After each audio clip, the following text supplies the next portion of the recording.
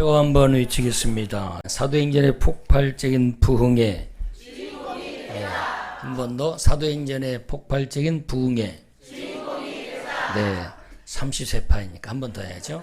사도행전의 폭발적인 부흥에 아멘. 반드시 여러분이 2024년도에 하나님의 그 놀라운 부흥의 주인공이 되길 그리스도로 축원합니다. 하나님의 부흥이 임하면 영적인 부흥, 또 혼적인 부흥, 우리 마음 생각이죠. 그 다음에 마지막으로 육적인 부흥까지 임합니다. 그래서 영혼 육이 다 부흥되는 역사가 일어나기를 축원합니다. 저는 종종 우리 아이들에게 하는 말 중에 하나가 어디를 가든지 걸림돌이 되지 말고 디딤돌이 되어라. 이 말을 종종 합니다. 걸림돌이 되면 사람들에게 비난을 받고 그리고 다 싫어합니다. 그리고 그 사람 옆에는 사람이 없어요. 다 뒤에서 손가락질하고. 그래서 어디를 가든지 꼭 필요한 사람, 디딤돌 역할을 하는 사람이 되었으면 참 좋겠다. 누군가에게 꼭 필요한 존재, 필요한 사람이 되어야 한다는 걸 종종 이야기합니다. 그래서 걸림돌이라는 단어를 한번 제가 살펴봤더니 사전에 뭐라고 나왔냐면 일을 해 나가는 데 걸리거나 막히는 장애물을 비유적으로 이르는 말, 이렇게 돼 있어요. 그러니까 일을 해가는 데 있어서 걸리거나 막히는 장애물을 비유로 이야기하는 것이 바로 걸림돌이다. 돌은 참 많잖아요. 사람도 많고. 어떤 돌은 디딤돌이 되는가 하면 어떤 돌은 걸림돌이 되는 거죠. 방해가 되고. 사람도 마찬가지죠. 어떤 사람은 내가 인생을 살아가는데 좋은 사람 한 명을 만나면 그 사람이 내 인생의 디딤돌이 되는 거예요. 그런데 사람을 잘못 만나면 내 인생의 걸림돌이 되어서 참으로 그 걸림돌, 그 사람을 통해서 인생이 비참하고 참으로 힘든 인생을 보내기도 합니다. 오늘 성경에 보면 예수님은 이 땅에 구원이라고 하는 부흥을 가지고 이 땅에 오셨어요. 그렇죠? 구원은 부흥입니다. 그래서 예수님을 만나면 부흥의 사람이 되는 거예요. 구원의 사람이 되고 부흥의 사람이 돼요. 그리고 예수님을 인격적으로 만나면 우리 안에 영과 혼과 육의 부흥이 일어납니다. 영이 달라지고 그리고 우리의 혼, 마음, 생각이 달라지고 그리고 우리의 육신, 모든 신체 리듬, 바이오리듬까지 다 달라집니다. 의지가 달라지고. 그래서 예수님의 이 부흥 사역에 안타깝게도 커다란 걸림돌이 된 자가 있었습니다. 누구예요? 예수님이 구원이라고 하는 부흥을 가지고 이 땅에 오셨는데 구원 사역을 이 땅에 펼치기 위해서 이 땅에 사람의 몸을 입고 예수 그리스도로 이 땅에 친히 오셨는데 그 걸림돌이 있었어요. 예수님의 사역에 큰 걸림돌 있었는데 누구예요? 네, 우리가 잘 알고 있는 가롯인 유다예요. 가롯이라고 하는 지역에 살고 있는 유다라는 사람이에요. 아버지는 시몬이었고 열심당원이었어요. 율법으로는 굉장히 열심했던 사람이었죠. 그런데 그 가롯이라고 하는 이 유다가 예수님의 그 구원 사역, 그 부흥 사역에 커다란 걸림돌, 장애물이 되었어요. 그런데 이 유다라고 하는 이름은 굉장히 아주 좋은 이름이에요. 하나님을 찬양하다, 이런 뜻이에요. 이름은 아주 좋은데 이름에 걸맞는 삶을 살지 못했어요. 저는 아버지가 이름을 김변호 이렇게 했어요. 근데 참 잘 지신 것 같아. 아버지가 참 제 이름을 너무 잘 졌어요. 김의 김자, 사명공파. 이따 사명공파는 한쪽으로 모여서 우리 같이 변자는 분별할 변자. 호자는 영홍호화를 할 때 호걸호. 그러니까 분별을 잘하는 영웅이다. 이렇게 아버지가 졌어요. 네. 표정이 굉장히 별로, 이름을 참 잘 졌어요. 아버지가 변호사가 되기를 원해서 법조인이 되라고, 이름을 김변호 이렇게 졌는데. 제가 신학교 다닐 때 진짜 제가 법대를 나온 변호사인 줄 아는 거예요. 그래서 어느 법대 나왔냐고. 그래서 저도 뭐 들이대라고 하려다가 우리 백성기 목사님처럼, 우리 백성기 목사님은 명함을 들이대학교 총장 백성기 이렇게 써가지고 다니죠. 명함을 그렇게 가지고 다녀요. 그리고 주소 서울시 마포구 핸드폰을 이렇게. 그래서 그걸 좀 나보고 참 재밌어요. 참 재밌게 사는 사람 많아. 딱 명함 받으면 들이대학교 총장 백성기 이렇게 돼 있다니까. 아마 태국에서 보실 거예요. 어쨌든 저도 이렇게 이름을 그렇게 졌는데, 이 유다도 하나님을 찬양하다 이런 이름을 가지고 있으면서도 이름답게 살지를 못했어요. 오히려 출신 가롯이라고 하는 그 지역의 사람들에게 수치가 됐죠. 야, 우리 지역에 이런 인물이 태어났다. 정말 수치다. 그리고 또 가문에도 수치고 모욕이죠. 구원을 이루기 위해서 오신 예수님에게 디딤돌이 아니라 그 부흥 사역을 위해서 오신 예수님께 디딤돌이 된 것이 아니라 걸림돌이 된 거죠. 방해물이 되고 장애물이 됐다는 거예요.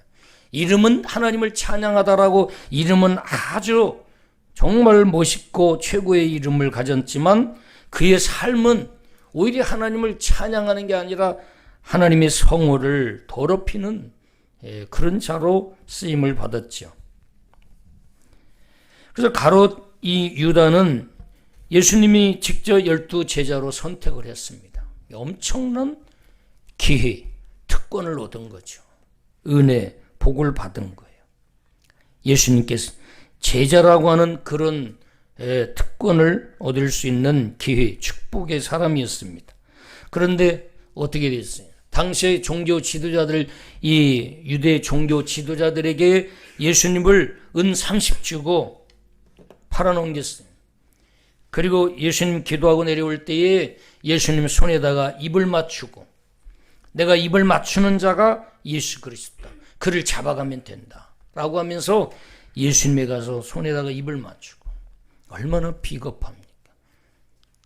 그 돈 30을, 은 30을 얻기 위해서 스승, 멘토 3년 동안 자신에게 온갖 애정을 쏟아 부어줬던 이 예수님을 배신하게 되는 거죠.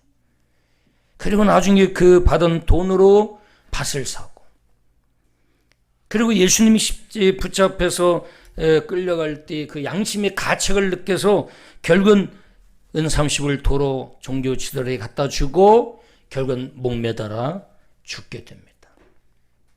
그리고 또 더 안타까운 것이 목을 매달아 죽었는데 끈이 떨어져서 배가 찢어져서 오늘 사도행전 1장에서 아주 디테일하게 표현하고 있는 것처럼 배가 터져서 창자가 밖으로 나와서 그렇게 아주 처참하게 죽었어요.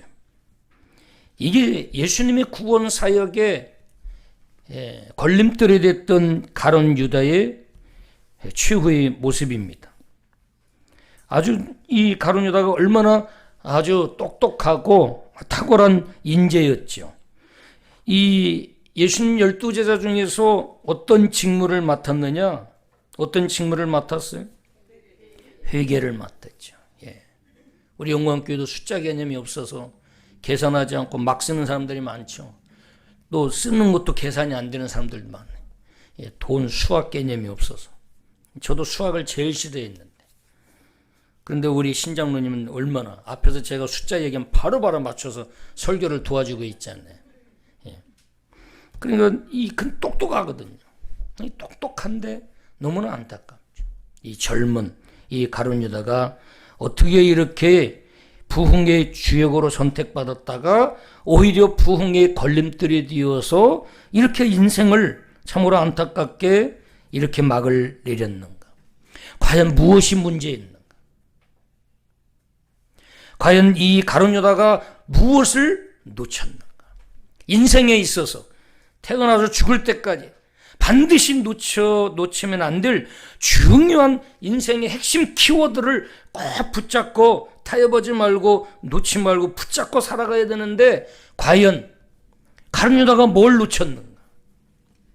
뭘 가볍게 여기고 우리가 오늘 본문 말씀을 통해서 가룟 유다의 모습을 살피면서 정확하게 우리도 가룟 유다 같은 실수를 절대로 하면 안 되고 늘 영적으로 깨어있는 저와 여러분이 되야 될 줄 믿습니다. 가정이나 공동체, 국가, 부흥에는 항상 디딤돌이 되어진 주역들이 있어요. 그죠? 우리나라가 이렇게 성장하기까지 박정희 대통령의 그 카리스마, 그 당시엔 박정희 대통령이 그런 카리스마가 필요했고 그래서 하나님이 세웠고 우리나라를 이렇게 경제개발 5개년계 그리고 경부 고속도로를 세워서 산업의 여건들을 길러내고 특수목적 고등학교를 세워서 산업 여건들을 키워서 그들이 다 생산직으로 들어가서 기술자가 되어서 이 제조 공장에 끊임없이 산업화가 발달하도록 만들었고 그래서 우리나라가 이런 삼성이나 현대, 토목, 조선, IT 이런 부분에 세계의 두각을 나타내는 기반으로 살아가도록 초석이 됐죠. 우리나라의 곳곳에 이순신 장군 같은 경우는 얼마나 대단한 인물이에요. 네. 곧 거란이 3차로 쳐들어옵니다. 그때 맞서는 혜성같이 나타난 우리 최수종 장로님이 강감찬 장군이 돼가지고 거란을 때려 눕히는 역사가 곧 나오는데 몇 회째 나오는가 잘 모르겠어요. 그런 아주 중요한 위기 가운데 정말로 지혜를 모아서 자신의 모든 걸 바쳐서 디딤돌로 쓰임받은 이 부흥의 주역들이 있습니다. 그런가 하면 공동체나 가정이나 교회나 국가나 공동체의 반대로 걸림돌이 된 사람들도 참 많아요. 참 저 사람만 없었으면 더 부흥될 수 있었을 텐데 저 사람이 좀 더 저러지만 않았으면 더 나을 수도 있었을 텐데 하는 그런 아쉬움들이 남는 그런 부흥의 걸림돌들이 종종 공동체 안에는 또 있습니다. 오늘 우리는 이 본문 말씀을 통해서 나는 이런 공동체에 얼마나 부흥의 디딤돌이 될 수 있는가 우리 자신들을 돌아보는 시간이 됐으면 좋겠습니다. 그리고 가룟 유다를 통해서 부흥의 사람이 되기 위해서 절대적으로 놓쳐서는 안 되는 것이 무엇인가? 이 가룟 유다가 무엇을 가볍게 여기고 진짜 무엇을 놓쳤는가를 우리가 주목해서 살펴봐야 됩니다. 그리고 성경에서는 가룟 유다를 어떻게 표현하고 있는가를 우리가 조목조목 좀 살펴봤으면 좋겠어요. 자, 사도행전 1장 6절을 한번 보면 성경은 가룟 유다를 이렇게 표현하고 있습니다. 첫 번째로 보면 사도행전 1장 16절을 보면은 자, 예수님의 따르던 모든 무리들이 예루살렘을 떠나지 말라고 한 그 말씀 순종하고 다 모였죠. 몇 명이 모였느냐?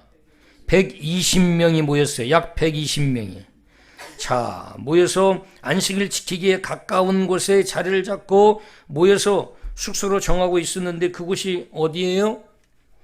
마가다락방이죠. 자, 여기에 있었어요. 자, 그런데 16절 보면 뭐라고 얘기하냐면 형제들아, 자, 베드로가 이야기하죠.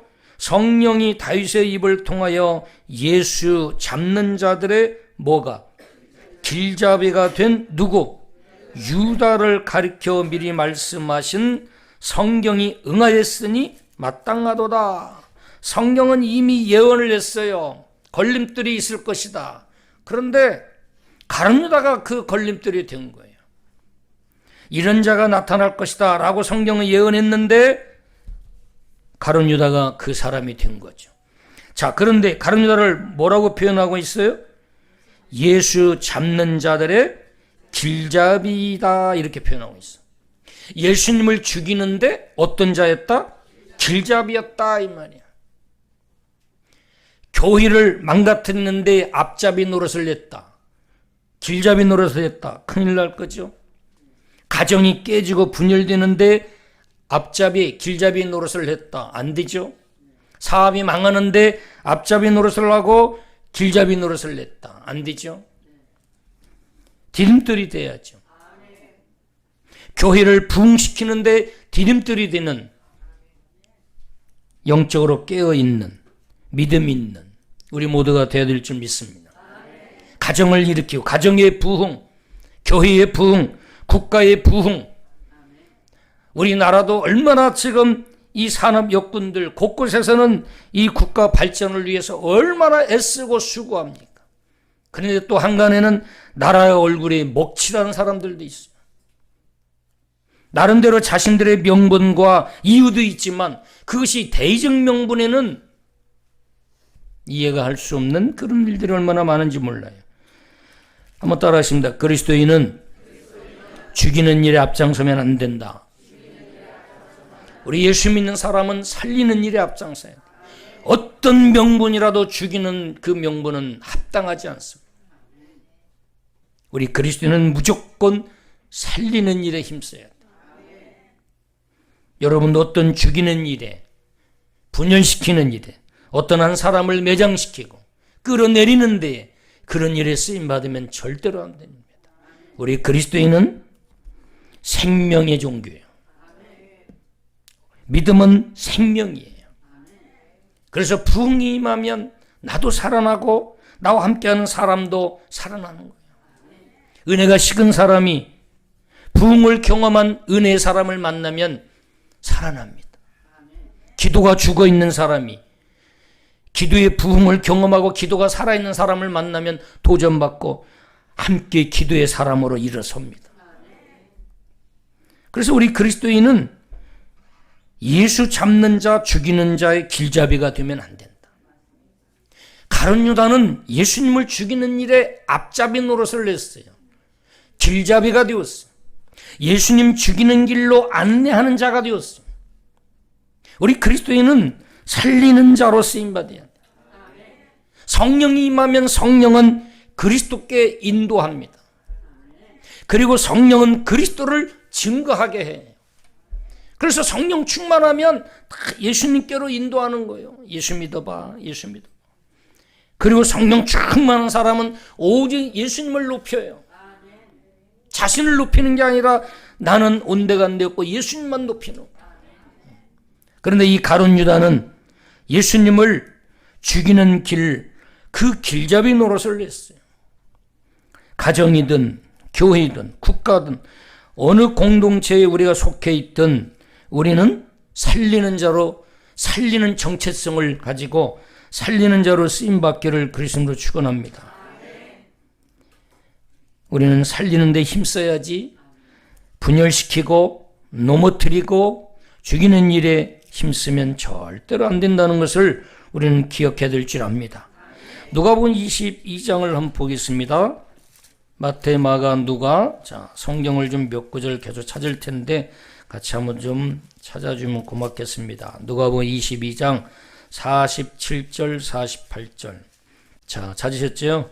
같이 한번 읽겠습니다. 말씀하실 때에 한 무리가 오는데 12 중에 하나인 유다라 하는 자가 그들을 앞장서 와서 예수께 입을 맞추려고 가까이 하는지라 예수께서 이르시되 유다야 내가 입맞춤으로 인자를 파느냐 하시니. 예수님은 자신 앞으로 가룟 유다가 오는 것을 보고 어떤 속셈을 가지고 오는 거 알았어요, 몰랐어요? 정말 반가워서 입맞추는 게 아니라는 걸 알았죠. 비겁한 자죠. 수치스러운 거예요. 유선자죠. 속으로는 내가 입맞추는 자가 예수 그리스도다. 그러면 너희 무리가 와서 이 예수를 잡아라, 끌고 가라. 이렇게 다 서로 약속을 하고 거기 47절 보면 하반절 보면 그들을 어떻게 와서 앞장서 와서 그들보다 먼저 다 앞에 온 거예요. 와서 예수님 친한 척하면서 예수님 저 유다입니다 하면서 예수님 손을 탁 잡고 반가운 척하면서 손에다가 입을 탁 키스하는 거죠. 그리고 뒤에서는 그 무리들이 와서 예수님을 탁 붙잡아 갑니다. 그 광경을 성질 급한 다혈질인 베드로가 보고 그냥 어떻게 거기 보면 거기 50절 보면 그 중에 한 사람이 대제사장의 종을 쳐 그 오른쪽 귀에 떨어뜨린지라. 그랬더니 예수님이 보고 이것을 참으라 하시고 그 귀를 만져 낫게 하시니라. 예수님이 다시 싹 고쳐주셨어요. 자, 여기서 가룟 유다가 48절 보면 예수님께 입을 맞추려고 가까이 오니까 예수님께서 이르시되 유다야 내가 입맞춤으로 인자를 파느냐. 입맞춤으로 예수님을 그 병사들에게 또 유대의 종교 지도자들 예수님을 죽이려고 하는 자들한테 예수님을 다 넘겨준 거죠. 얼마나 위선적이에요. 저와 여러분은 어떤 일에 있어서도 죽이거나 넘어뜨리고 분열시키는 길잡이로 쓰임받으면 절대 안 된다 라는 사실을 기억하셨으면 좋겠습니다. 걸림돌의 첫 번째가 길잡이라 이렇게 표현하고 있어요. 두 번째 한번 볼까요? 두 번째는 가룟 유다를 성경에서 어떻게 표현하고 있느냐. 마가복음 3장 19절 마가복음 3장 19절 같이 한번 읽습니다. 또 가룟 유다니 이는 예수를 판 자더라 이렇게 됐어요. 예수를 어떻게 한 자? 판 자다. 예수를 팔아먹은 자다 이 말이죠. 예수님과 친하고 예수님과 가깝고 제자라고 하는 특권을 가진 그것을 불의한 방법으로 써먹은 거예요. 하나님이 어떤 위치와 신분 그것을 주는 것은 그 위치에 있을 때 그에 걸맞게 덕을 쌓아야 돼요. 저도 국회에 가서 8년 동안 예배를 인도하고 또 KBS, MBC, SBS 다 국장, 장로님, 부사장, 장로님 이런 분들하고 같이 예배도 드리고 있으면서도 제가 설교할 때 기회가 되면 이야기한 것 중에 하나가 하나님이 왜 이렇게 신분을 상승시켜 놨느냐. 이때에 오히려 더 복음을 전하는 기회로 삼고 그리고 사람들에게는 덕을 끼쳐야 된다. 그것이 힘이 되고 권력이 돼서 어깨에 힘이 들어가서 거만하면 안 되고 덕을 쌓아야 된다. 할 수만 있으면 내가 도와줄 수 있는 사람들을 많이 베풀고 도와줘야 된다. 그러면 하나님께 영광이 되고 많은 사람들에게 덕을 끼치면 그 사람들의 사랑을 받게 된다. 그런데 사람들이 그 위치에 올라가면 갑자기 사람이 교만하게 되고 뭐 하나 부탁하려고 하면 얼마나 힘든지. 그래서 우리 영광교회 성도들은 절대로 국회의원이 돼도 교만하지 마시고 대통령이 돼도 절대로 거만하지 마시고 덕을 쌓는 여러분이 됐으면 좋겠습니다. 아멘 한 분들이 꼭 대통령 돼야 돼요? 국회의원도 돼야 돼요? 네. 지금 목사 한 3분이 국회의원 후보로 나와서 계속 목사님 기도해 주세요 계속 하고 있어. 다음 주에는 가서 축복기도 해주고 와야 돼. 예비후보 선거하는데 반드시 하나님 국회에 들어가서 차별금지법 반드시 통과시키지 못하도록 막아내고 성경적 정치를 구현하십시오 하고 기도해주고 가야 돼. 김중근 목사님이 CCC를 만든 김중근 목사님이 돌아가시면서 한경직 목사님과 함께 한기총이라는 걸 만드셨어요. 기독교인들이 그래도 힘이 있어야 우리의 기독교의 정체성을 지킬 수 있다. 안 그러면 주일도 나중에는 법으로 다 주일도 못 지키게 하면 어떻게 돼버려. 딱 법이 만들어지면 끝나는 거예요. 그래서 그런 것들을 종교의 자유를 지키기 위해서 하라고 돌아가시면서까지도 유언으로 남기고 가셨어요. 자, 아무튼 우리는 하나님이 어떤 신분과 어떤 것을 주더라도 우리는 겸손히, 사람들에게는 덕을 끼치고 하나님께는 겸손히 그 자리에서도 변함없이 영적으로 경건을 지키고 예배하는 자로 쓰임받아야 될 줄 믿습니다. 하나님이 부흥을 주시면 더 겸손히, 더 예배에 힘쓰고 더 겸손히 기도할 줄 아는 사람이 영적 거장입니다. 영적으로 갓난아이 같고 영적으로 미숙한 사람은 갑자기 어렵다가 큰 자리에 올라가면 그것이 다 된 것처럼 갑자기 거만하고 교만해지잖아요. 미숙한 거죠. 자, 그래서 두 번째는 가룟 유다는 예수님을 팔아 넘긴 자였다. 마가복음 14장을 한번 그 뒤로 한번 또 넘어가서 한번 보죠. 마가복음 14장도 보면은, 자, 첫 번째는 길잡이였다. 두 번째는 팔아넘긴 배신자라고 표현하고 있어요. 마가복음 14장 10절 11절. 자, 같이 읽겠습니다. 12 중에 하나인 가룟 유다가 예수를 넘겨주려고 대제사장들에게 가매 그들이 듣고 기뻐하여 돈을 주기로 약속하니 유다가 예수를 어떻게 넘겨줄까 하고 그 기회를 찾더라. 자, 11절 보니까 예수를 넘겨주려고 대제사장들에게 갔어요. 누가? 가룟 유다가 갔죠. 그랬더니 11절 대제사장들이 어떻게 하면 예수님을 쓰러뜨리고 예수님을 죽일까 고민하고 있었는데 가룟 유다가 왔어요. 예수님 넘겨주겠다고. 그랬더니 그들이 종교 지도자들 이들이 11절 보면 반응이 어땠어요? 듣고 너무 기뻐했어요. 자기들도 고민이었는데 정말로 쉽게 문제를 해결할 수 있도록 가룟 유다가 스스로 찾아온 거죠. 그래서 딜을 했죠. 뭘 가지고 딜을 했어요? 돈을 가지고 딜을 했죠. 돈 좋죠? 저 여러분 돈 좋아하죠? 예. 돈 좋아하면서 안 좋아하는 척하고 이해를 안 하시네. 여기 이 상황에서 이해를 하면 제2의 가룟 유다가 되는 거 아닌가? 그래서 뭐 그런 생각으로 지금 대답을 안 하시는 거예요. 돈 좋죠? 예. 돈 나가실 때 돈 주면 받으실 거죠? 네. 돈을 주기로 돈을 가지고 딜을 했어요. 그리고 돈을 주겠다고 약속을 했어요. 가룟 유다가 이 대제사장들 종교 지도자들에게 돈을 받기로 약속을 받았어요. 그리고 나서 유다의 반응을 보세요. 유다가 예수를 어떻게 넘겨줄까? 밤을 새면서 궁리를 한 거예요. 아주 표신하지 않게 어떻게 자연스럽게 자기가 한 것이 아니라는 것을 자기가 들통나지 않도록 아주 자연스럽게 자기는 싹 빠지고 대제사장들이 와가지고 잡아가는 것처럼 어떻게 할까?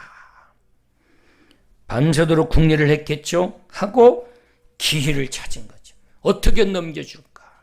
그리고 나서 아까 우리가 마가복음 3장에서 찾아본 것처럼 예수님 내려오실 때 손에다가 딱 입을 맞추고 자기는 예수님이 눈치 못 챌 줄 알았죠. 그런데 예수님은 네 할 일을 하라고. 예수님을 속일 수 있어요? 저와 여러분이 아무리 밤새도록 궁리하고 꾀를 부리고 표시 안 나게 해도 예수님이 눈치 못 채겠어요? 예수님을 속일 수 있을까요? 예수님은 속일 수 없어요. 사람은 속일 수 있을지 몰라요. 우리 사람도요. 기도하는 사람은요. 영이 맑기 때문에 그 사람이 하는 행동을 보더라도 다 느껴져요. 순수한지 속에 계산이 있는지 꾀가 들어간지 느낍니다. 그래서 이 가룟 유다는 예수님을 어떻게 넘겨줄까 하고 기회를 찾았어. 결국 은 30 받고 예수님을 넘겨주죠.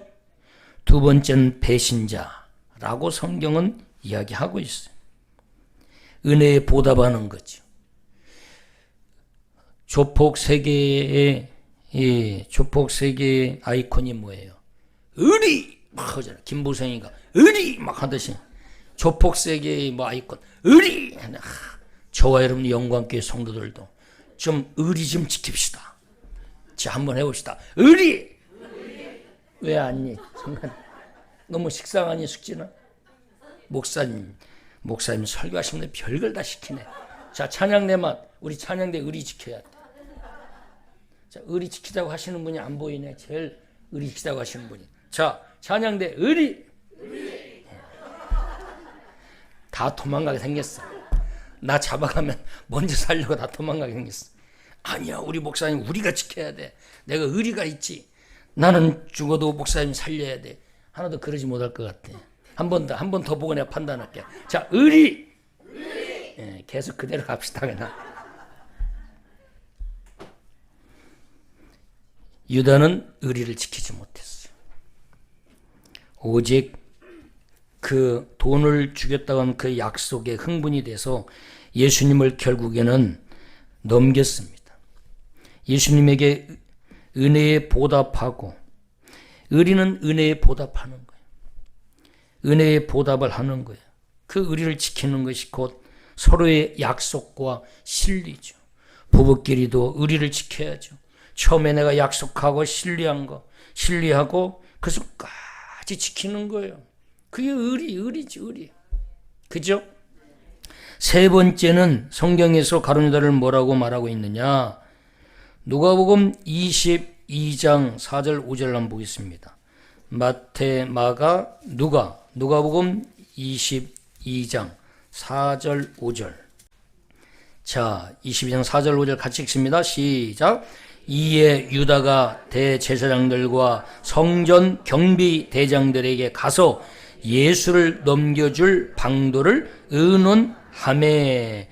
5절. 그들이 기뻐하여 돈을 주기로 언약하는지라. 자, 4절은요 굉장히 가룟 유다가 적극적이죠. 아니에요? 적극적이죠. 자, 누구에게 갔어요? 경비 대장들 그리고 대사장들에게 가서 적극적으로 뭐 했어요? 예수님을 넘겨줄 방도를 뭐 했다? 의논했다는 거야. 그러니까 소극적이에요, 적극적이에요? 소극적이고 소심한 사람들이 이런 일을 하겠어요?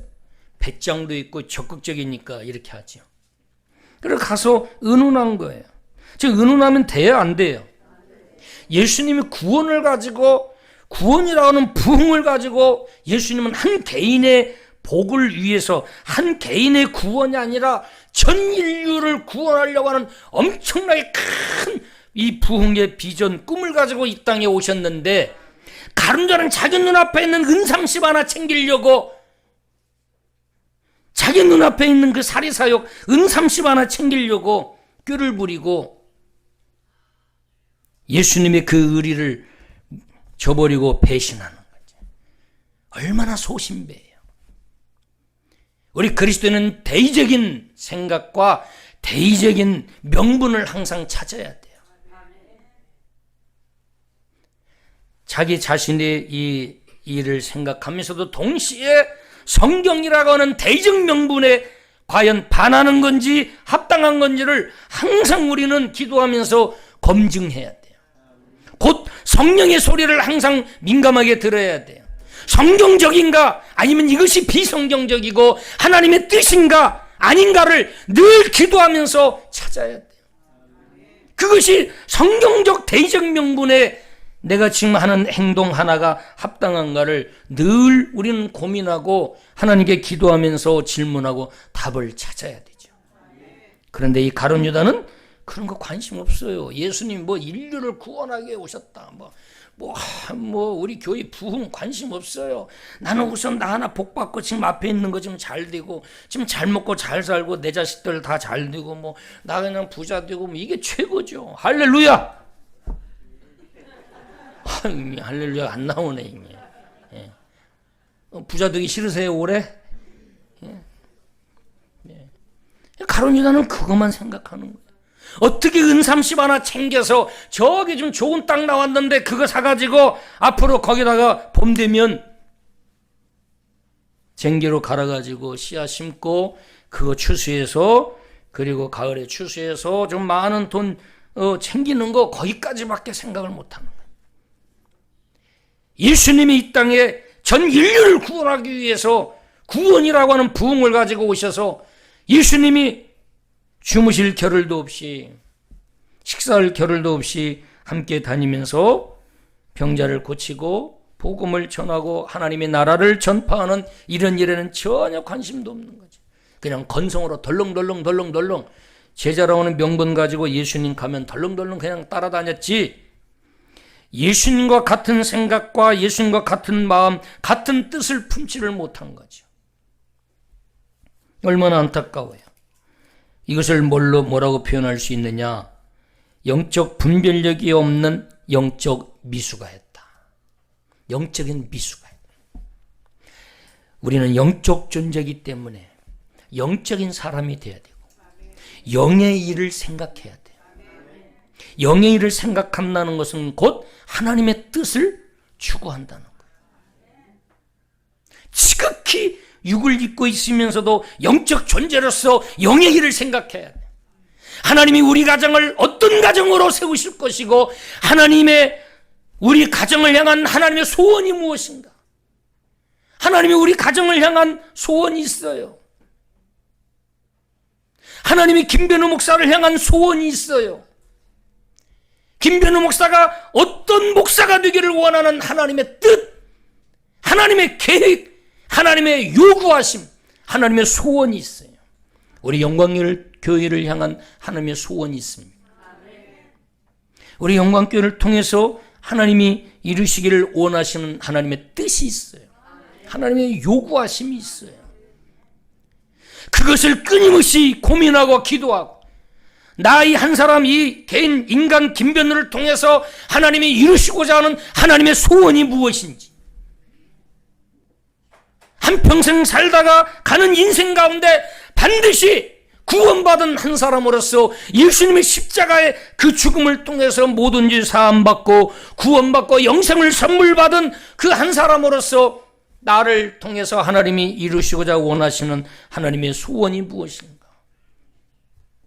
그 소원 이루어드리고 죽는 것이 김변우 목사의 최대의 행복이고 기쁨이고 존재 이유고 존재 목적이 되어야 한다는 거죠. 그런데 가룟 유다는 전혀 그런 관심 없어요. 오직 은 30 약속한 대로 넘겨주고 그거 딱 받는 거예요. 그거 받아서 그걸로 지금 싸게 나온 그 땅 하나 사서 거기다가 농사 짓고 그거 번 수확으로 돈 모아서 큰 집 사고 좋은 차 타고 그걸로 어깨에 힘주고 떵떵거리면서 자신의 존재감을 과시하고 다른 사람이 그거 보고 굽신굽신하고 인정하는 거 그걸로 기쁨을 누리면서 그것이 인생인 걸로 착각하고 살기를 원하는 지극히 투해부 소유론적인 인생관, 그 가치관으로 살아가는 자였다는 거죠. 그것 때문에 오히려 예수님도 수단 방법을 가리지 않고 이용해서 예수님이 실망했잖아요. 가룟 유다가 이렇게 되기까지 결정적인 역할이 뭐냐? 예수님을 3년 동안 따르다 보니까 피곤하고 귀찮고 돈 드는 건 하나도 없고 그러니까 순간 변심한 거죠. 성실은 꾸준함입니다. 제가 항상 강조하는 것 중에 하나가 끝까지 견디는 자가 주인이 되고 끝까지 견디는 자가 모든 것을 다 가진다. 끝까지 힘들어도 참고 끝까지 가면 그 끝까지 남는 자가 다 주인이 되고 다 모든 걸 가지는 축복을 누린다.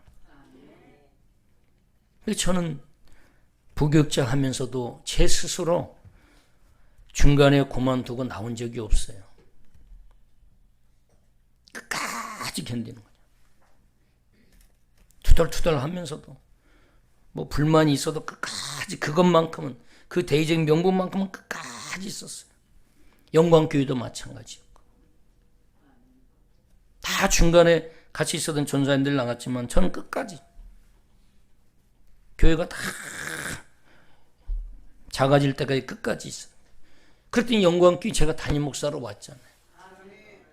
교회가 다 사라질 위기에 있었는데 다시 와서 불씨를 살려가지고 골목시장에서 5가정이 새벽 기도도 없어지고 주일 예배 한 번만 있고 그런 상황 가운데서 다시 불씨가 살아나서 그 남은 자를 통해서 이사야의 렘넌트 남은 자를 통해서 하나님이 다시 그루터기가 되어서 우리 영광교회가 이렇게 건물도 자체적으로 구입해서 이렇게 예배드리고 참 골목시장에 있을 때 서러웠어요. 지하 35평에 물이 새가지고 뒤에 구멍 떨어진데도 환기구에서 물이 들어와가지고 바닥에는 그 노란 장판 대한민국 60년대 70년대 그 아주 유명한 노란 장판 이 가운데 딱 붙여놓은 곳에 여기 강력철제로 붙였는데 이것이 오래가면 떨어지잖아요. 습기 차고 그러니까. 그럼 비가 오면 들어가가지고 다니면 여기서 물이 뽀글뽀글 나와.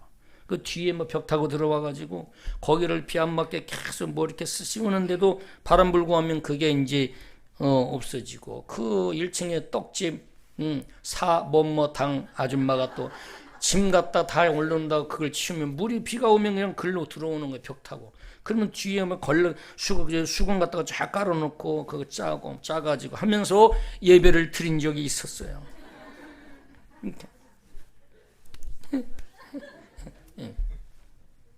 그리고 말이야 뭐 앞에서는 빵 굽는 냄새 나지 뭐 옆에서 뭐 풀빵 냄새 들어오지 뭐 떡지는 떡지는 냄새 들어오지 막 그래가지고 얼마나 막 때가 되면 예배드리다가 배가 고프고 막 참 그런 시절이 있었어요.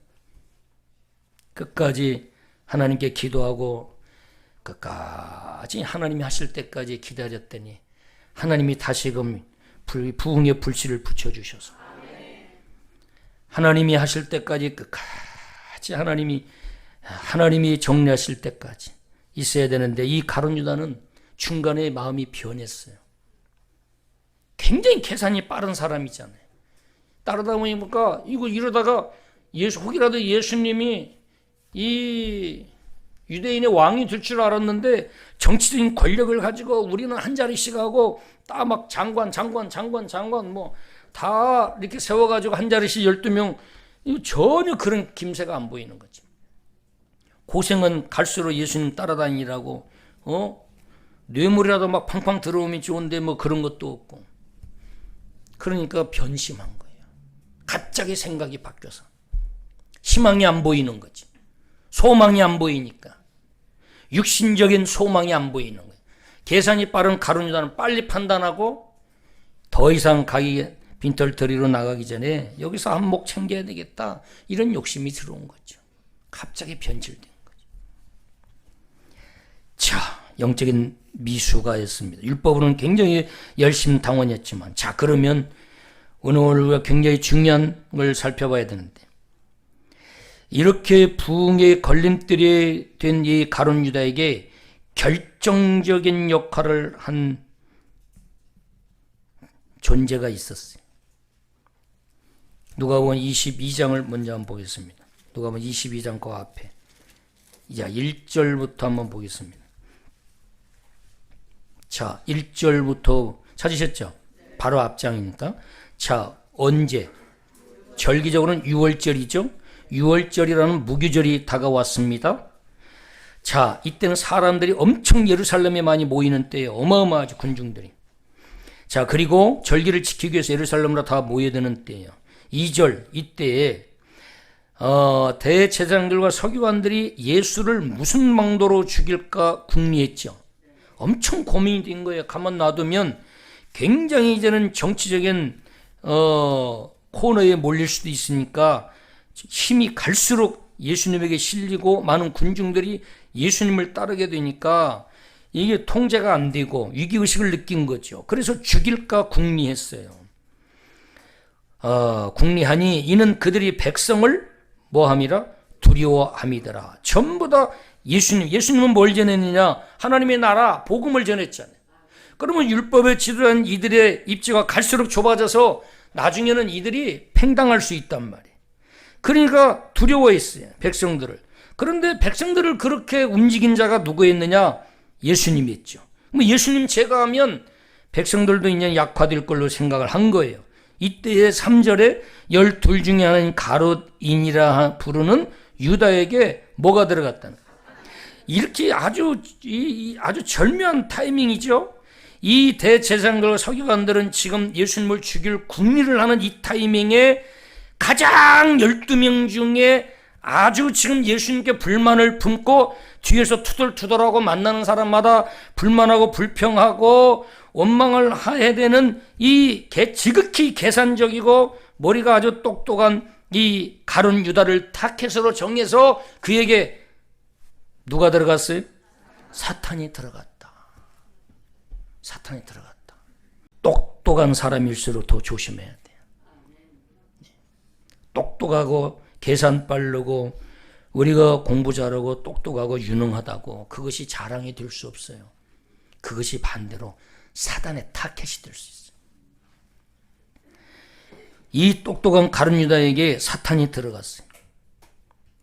사탄이 들어가니까 4절 경비대장들에게 제사장들이 의논하죠. 그리고 돈을 받기로 약속을 받죠.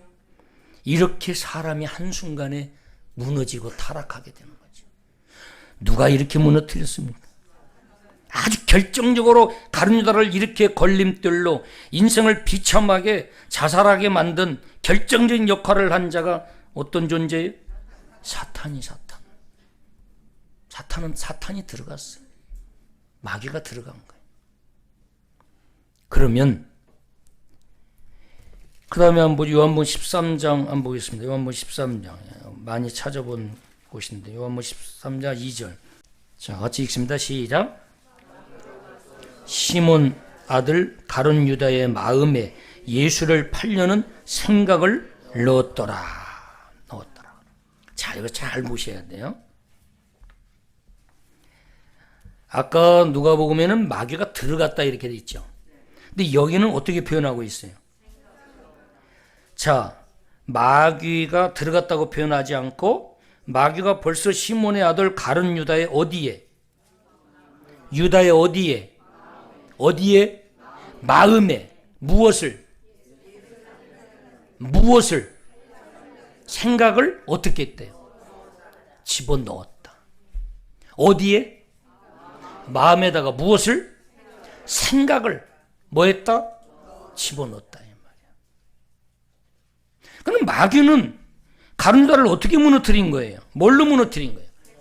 가룟 유다를 어떻게 무너뜨리고 어떻게 비참하고 처참한 인생으로 타락해서 많은 사람들에게 수치스럽고 더 나아가서 예수님의 그 부흥사역에 걸림돌이 되도록 아주 전략적으로 가룟 유다 개인에게는 아주 처참하고 비참한 인생으로 전락시키고 그리고 예수님에게는 그 인류 전체를 구원시키려고 하는 그 사역에 걸림돌이 되게 하는 그 사역을 방해하고 회방하고 가룟 유다를 망가뜨리는 데 있어서 결정적인 사단의 전략이 뭐였어요? 생각이었다. 생각. 그것을 어디에 살짝 집어넣어요? 마음에다가 집어넣는 거예요. 여러분 잘 아셔야 될 게 뭐냐면 마귀의 최종 목표, 마귀의 최종 전략, 최종 목표가 뭔지 아세요? 저와 여러분의 마음을 지배하는 거예요. 저와 여러분의 무엇을? 마음을 지배하는 거예요. 마음이 이렇게 딱 굽어 있다. 시편에서는 마음이 굽어 있다. 그게 다 사단이 그 마음을 지배하고 있는 거죠. 뭘로 그러면은 지배하냐? 뭘로 지배해요? 자신의 생각을 집어넣어서 그 마음을 자신이 딱 지배하고 있는 거예요. 그러면 어떻게 되겠어요? 그 사람의 모든 라이프 스타일, 행동, 말 하나하나가 전부 다 사단과 밀접하게 관련이 있는 거죠. 사단의 영향을 받는 거죠. 사단이 그 유능한 가룟 유다, 젊은 가룟 유다를 도중에 자기 멘토 스승 예수님을 한순간에 배신하고 변심해서 예수님을 죽이는 일에 걸림돌로 앞장서고 부흥사역의 걸림돌이 되게 만든 것은 사단이 그 마음속에다가 예수님 팔려는 생각을 싹 집어넣었어. 저 여러분도 이런 생각이 많이 들어오죠. 자신을 속이고 있습니다. 네. 여러분 배우자도 미워한 적 많이 있죠. 네. 우리 신정론만 예를 안고 다른 사람 다 해요. 여러분 저도 많이 미워했죠. 허허, 이 은혜가 넘치네요. 저도 여러분 엄청 사랑했어요. 생각에 들어옵니다. 얼굴을 보면 그 어떤 생각이 들어와 있는가를 느끼죠. 우리 인간의 신체 중에서 가장 정직한 게 눈이라고 합니다. 정직한 사람이 제일 무섭다는 거죠. 죄를 진 사람은 이 눈동자가 사람을 똑바로 못 쳐다보고 이 동자가 막 흔들리고 그런데요. 심리학자들은. 그 심리학자들은 이 범죄 뭐라고 그러죠? 갑자기 단어가 생각 안 나네. 범죄자들 프로파일러. 예. 눈을 쳐다보면서 이야기한다. 범죄자들. 눈이 가장 정직한데요. 근데 사단이 준 생각으로 마음이 가득 차 있으면 우리가 아무리 표정 관리하려고 해도 그게 잘 안 되는 거예요. 어색한 게 어딘가 모르게 나타나고 행동 자체가 어색해. 그런데 아이들도 보면요, 순박하게 순수하게 깨끗하게 자란 아이들 보면 그냥 순박 자체야. 의식하고 자꾸 막 의도적으로 이게 아니잖아요. 저와 여러분도 마찬가지. 마귀의 최종 목표가 뭐예요? 마귀의 최종 목표가 우리의 마음을 지배하는 거예요. 그럼 뭘로 지배해요? 자신의 생각을 집어넣어서. 그런데 가룟 유다는 뭘 집어넣었어요? 가룟 유다 안에는 팔려는 생각을 집어넣었어. 그런데 그것을 내가 수용한 거예요. 가룟 유다가 수용한 거예요. 받아들인 거예요. 수납한 거예요. 인정한 거예요. 용납한 거예요. 죽는 짓이죠. 죽어야지. 인생 더 삶. 여러분, 어차피 우리는 죽죠. 안 죽어요? 아예 이제 대답을 안 하려고 또. 뭐 이상한 것도 유도 아니에요. 이제. 어차피 저와 여러분 죽죠. 자, 50세에 죽나 100세에 죽나 죽죠. 근데 50년 조금 더 살 뿐이잖아요. 그죠? 뭐 양식만 축내고 돈 축내고 그럴 바에 지금 죽거나 50년 뒤에 죽거나 어차피 우리는 뭐예요? 그냥 죽잖아요. 근데 아파서 죽는 것보다 지금 건강할 때 죽는 게 더 행복할 것 같기도 하잖아요. 그죠? 네. 일찍 가면 다른가요? 어차피 천국 가는 거. 네. 밥 먹고 한강으로 가자 갈까 봐서 미리 이제 아예 대답도 안 하시고. 하나님이 주신 생명을 우리 마음대로 해치는 건 그건 죄죠. 하나님 허락하실 때까지 악착같이 우리는 호흡하면서 열심히 하나님께 예배하면서 하셔야죠.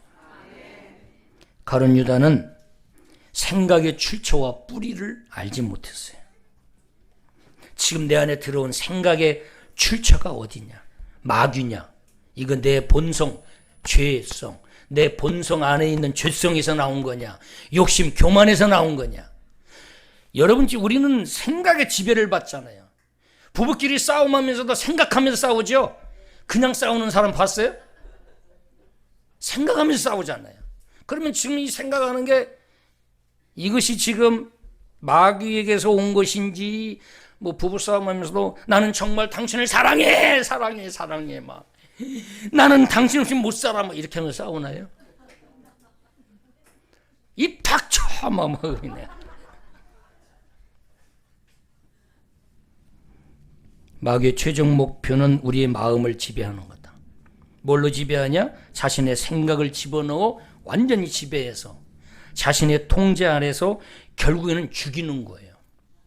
도둑질하고 우리 안에 은혜를 다 빼앗고 요한복음 10장 10절에 은혜를 빼앗고 도둑질하고 죽이는 거예요.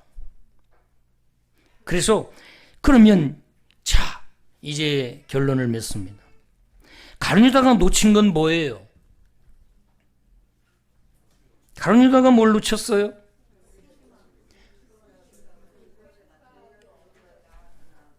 우리 안에 들어온 생각을 분별해야 되는데 분별하지 못하는 거예요. 영적인 무지. 예수님은 따라다녔는데 영적으로는 무지했어. 그래서 영적인 무지한 사람의 100% 육의 생각에 다 사로잡히는 거지. 로마서 8장에 육신의 생각으로 가득 차 있어. 영적으로 무지한 사람은 100%다 육의 생각에 사로잡혀 있어. 육신의 생각에. 그래서 육신의 일을 생각하고 육의 생각만 하는 거예요. 그러면 로마서 8장에 보면은 자, 로마서 8장 4절부터 쭉 보면은 육신의 생각은 하나님과 원수가 되고 결국은 사망이다 그랬어. 육신의 생각은 하면 할수록 더 죄가 되고 더 죽음으로 더 들어가는 거예요. 그리고 하면 할수록 하나님과 원수가 되고 그런데 반대로 영의 사람은 영의 일을 생각한다.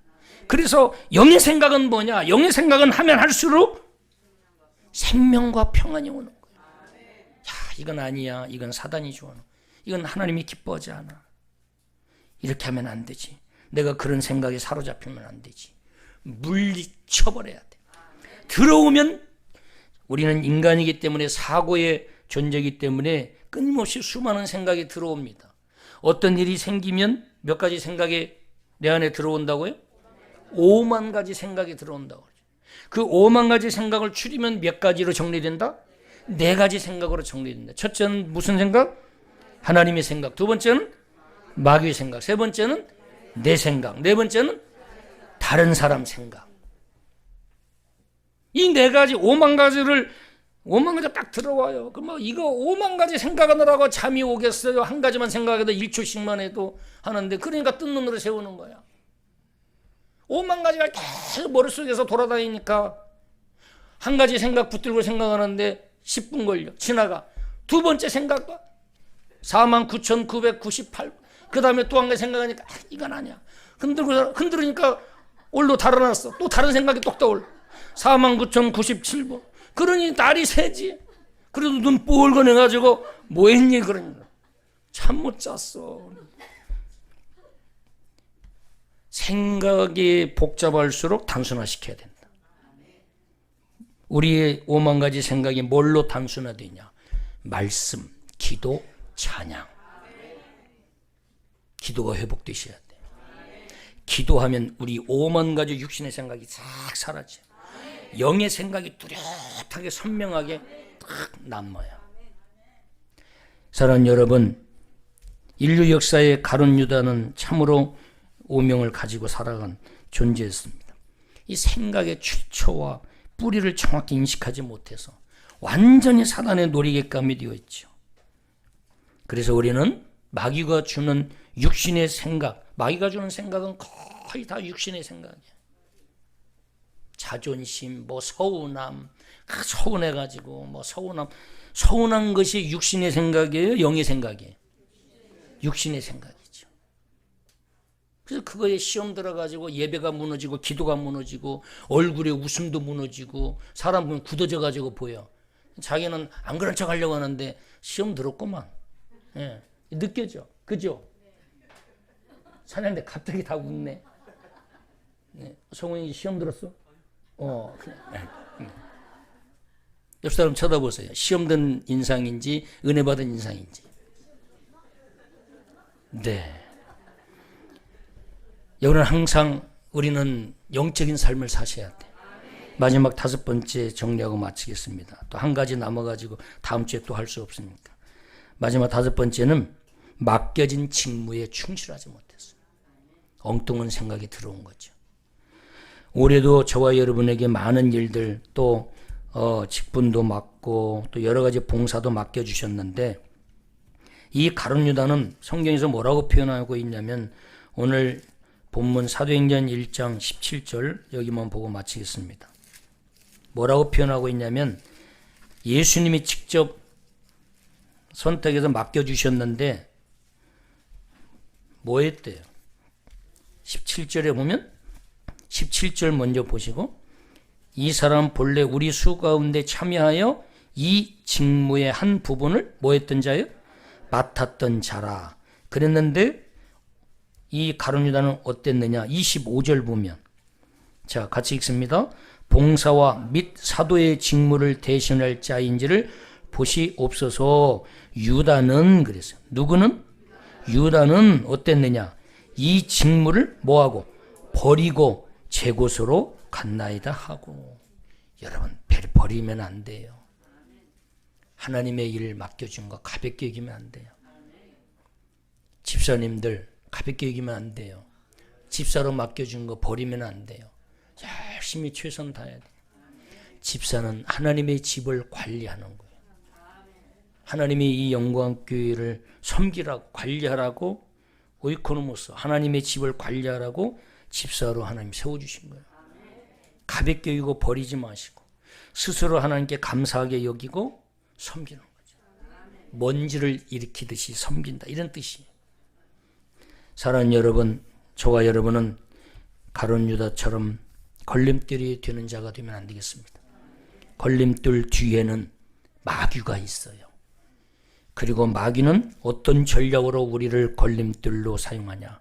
생각을 집어넣어서 우리의 마음을 자신의 생각으로 다 집어넣어 완전히 장악해서 자기의 하수인으로 이용합니다. 여기에 절대로 걸려들지 마시고 저와 여러분 안에 들어오는 생각을 생각하고 그 생각의 출처를 분별해서 마귀에게 이용당해서 한 주간도 어둡고 우울하고 두렵고 불안한 삶이 아니라 영의 생각은 생명과 평안이다. 그리고 하나님이 기뻐하신다. 자꾸만 어둠이 들어오는 마귀가 주는 그 어둠을 물리치고 주님이 나와 임마누엘 하시고 새 일을 행하신다고 약속해 주신 그 하나님을 의지하면서 담대하게 한 주간도 영적으로 승리하는 저와 여러분을 그리스도로 축원합니다.